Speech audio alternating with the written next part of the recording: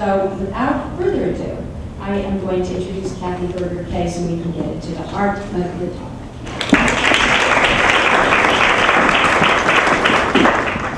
Hi everybody, how's everyone doing today? I'd also like to welcome Elaine's here. Elaine is my good friend. She lives in Hong Kong, so she's come the longest. Actually, she's living in Oakwood right now, in Berkeley. She's here. She's also a student who in high school, she was graduating, had an idea to start service learning where she lives in China. And she's now a university student in Hong Kong. So grab her to learn more about what she's doing and the work she's bringing involving college students, working with high school students and middle school students. Did I get that right? To promote good education and service learning. So now she's a new honorary member of our organization, so welcome. So we'll be involving you in the future. Won't that be fun? So today we're really going to talk about service learning and the image of reflection.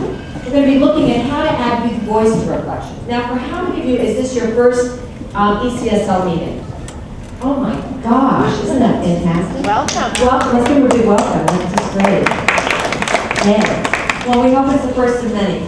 So because we had a feeling there were quite a few new folks here, I'm going to give a short overview of service learning. Now you all have handouts. Everybody has a set of handouts. So everybody should have one of these. And there's a business card on the table if you can find it underneath. So everybody should have a business card. Come on. So everybody have a business card and everybody needs a packet. Now we're going to start with the business card just for a moment. Those of you who were at the last meeting, we looked at the business cards and we looked at what's on the reverse side. Now obviously on one side is the information on how to reach me, but on the other side, take a look at what you find. What do you find? What's on the other side of your business card? A quote. So I want you to just take a moment and just read it aloud to somebody at your table. Like literally 30 seconds, read your quote aloud to somebody you're sitting by. Just take a minute. Thank you. Okay, what were we just doing? What were we just doing? All together now. Reflecting. We were just taking that moment of reflection. And sometimes reflection can be done that simply, in 1 or 2 minutes. And what happens in that time? What happened in the 1 or 2 minutes you spent talking? Let's break it down. What was the process like? What went on in that 1 or 2 minute period that might have been helpful for you? This is interaction, not rhetorical. You know, it's very interesting. I have a colleague, a woman I know, Elizabeth Lindsay, fascinating woman. She has a job I would like to have. If I was ever getting hired, this is the job I want. She's an explorer for National Geographic. Anybody want that job besides me? Because that's what I want to do when I go, an explorer for National Geographic. And she travels around the world to collect the voices of indigenous populations, the elders, so that they're preserved for our future. I mean, so she was one day, she told me she was running across the island of Tuvalu in the South Pacific, which is small enough to run across. Her camera crew was there, she was here, she's with the chief of the Tuvalu, the people there, the population. She's running across the island, and finally he just stops and starts laughing. He says, "All of you Americans, you all wear watches and you have no time." Isn't that beautiful? So when people say to me, "I don't have time for reflection," I always think of that. We have all the time in the world. It's how we use the time is what matters. What I'd like you to do is, if you wouldn't mind, open your handouts to the inside, the next page, and you'll see there's like a guide for what we're going to be talking about, and places you can write things down if you care to. So we're going to be doing lots of different little boxes. We're going to be talking and talking to each other, talking to me, sharing ideas to bring this idea of reflection to life. Now, when we look at this, a box that says reflection because, we already have some reasons. We do reflection for new ideas, for validation, to raise questions, to build community and relationships, to listen, to network. Are there any other reasons that we should be doing reflection? Is there any other answer to the question because? Anybody have anything else to add why we need to do reflection? Yes? Because we forget. Yes, we forget. Anybody else here besides me forget often? Yeah, so it becomes a record. It helps me remember. So for example, if I was tutoring a child, the very last thing I do that day is, what do we want to remember when we start again next week? and we write it down, so we start next week, look, this is what we wanted to remember, here it is. I didn't forget. So we do it to remember. Any other reasons? Yes? It's a way to practice being generous and listening skills. Excellent. Generosity. To guide us where we're going to go next. It's our guide. Without it, we don't know where we might go next. Yes? To recognize that you're proud of what you've done so far. Yes, to recognize, to become self-aware. Self-aware of what we've done, what strengths I've been building, where I want to improve. So it increases self-awareness, and because confidence and competence go hand in hand. We're not going to develop confidence in a vacuum. It comes from the recognition of something, of a moment in time. Anything else? There was another hand up that I saw. Yes? Just to slow down.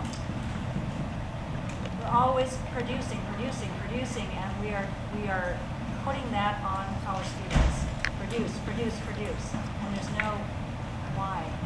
You know, I was doing this workshop at the National Service Learning Conference a couple weeks ago, and a woman said that, and we did something I'd never done before. I'm going to try to get down. Let's just take a moment. Really, we're just going to take a moment now to stop. Oh, God. First one all day.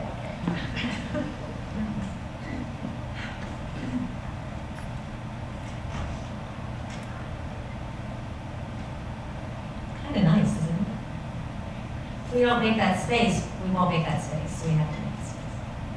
I'd like to share with you another reason for reflection, and this is from a book, The Mixed Up Files of Mrs. Basil E. Frankweiler. I know somebody's got to love that book. A lot of people love it. How many of you remember that book?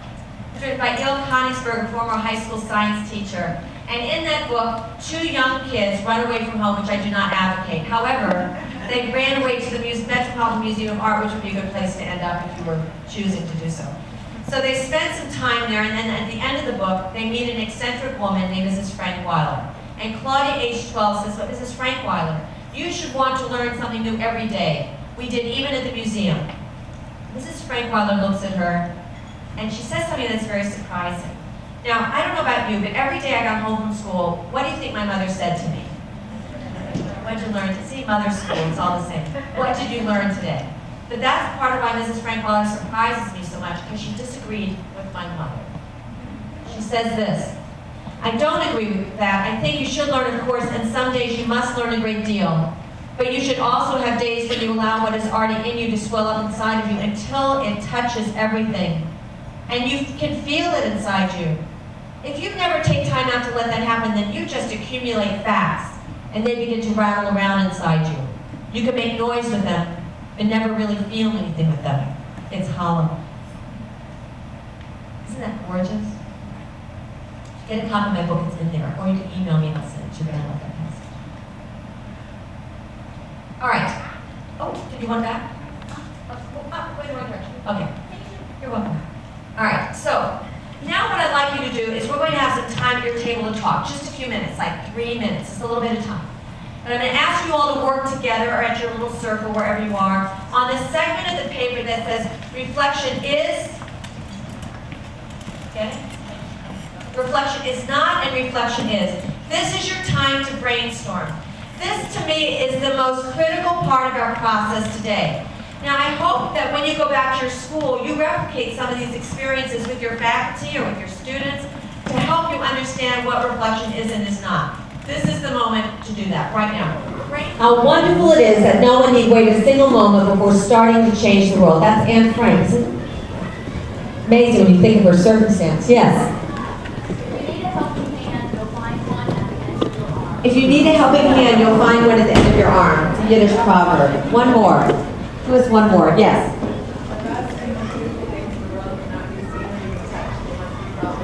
The best and most beautiful things in the world cannot be seen or even touched. They must be felt with the heart. That's Helen Keller. So, yes, one more.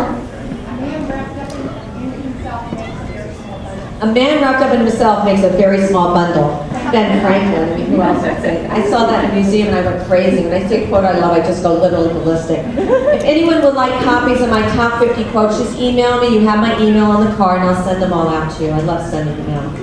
Now, words, as we know, are really critical, and how we use words matter deeply because they can inspire, enliven, they can transform us, they inform us, they take us places. Words are what we use every day with students.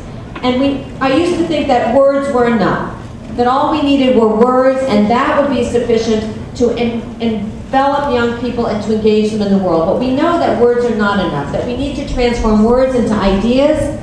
And even that is not enough. We need to transform ideas into what? Action.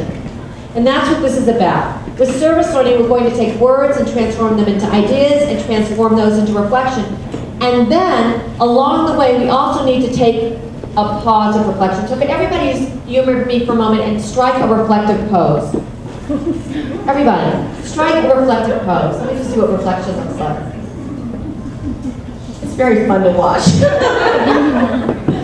Yes, so reflection can happen like that, but reflection can look like many other ways, and that's what we're going to see. Now, we sometimes think of the thinker, that reflective pose, but reflection can look like many, many other images. So we want to expand how we think about reflection and what reflection is, and where's that youth voice and that real level that we're going to find. Now what I'd like to do is I'm going to give you a little introduction of service learning before I dive deep into reflection. So service learning always has a few key elements to it. A few things they always have. So I'm just going to review this, and then we're going to make this a little bit of a game. What are some common terms we use when we're talking about service? Like community service, am I right? Volunteering. Giving. All these things are important in words that matter. However, when we look at service learning, there are certain markers that make service learning distinct from all of these other words. So that's what my list is going to include. The first is that it has academic relevance. It connects to what you're teaching. It connects to the skills you want students to learn or the content area or both. Service learning can actually be more rigorous than regular classroom learning. What might make it more rigorous? Why might it make kids work harder or smarter or better? Yes? Two things you said. They have to think in a different way, but they also have to just think. So much of learning these days doesn't involve thinking. Am I right? It involves trying to figure out what the teacher wants you to say, which is really not deep thinking. So, is there another reason why it makes students work harder or better? They're interested. And? Internal motivation. What was that? Internal motivation. And somebody's depending on them. There's a real impact going to happen. It's not hypothetical. In fact, it can be beyond getting a grade. Which becomes more important, doing the work you set out to do or getting the grade? And this is what really can transform and change. It can make students more rigorous because they have something